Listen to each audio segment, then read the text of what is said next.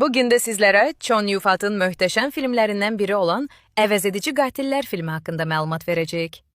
Film 1998-ci ildə çəkilmişdir.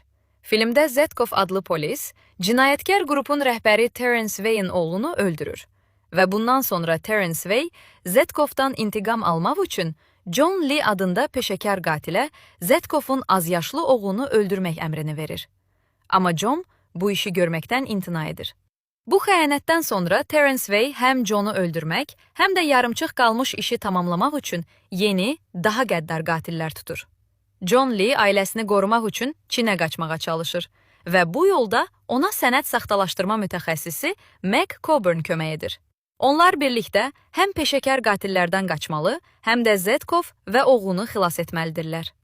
Film, Chow Yun-fat'ın Hollywoodda ilk debüt filmi olmuşdur. Həm də Hollywoodda Chow Yun-fat'ın tanınmasına səbəb olmuşdur. Film izləyənlər üçün maraqlı filmlərdən biridir.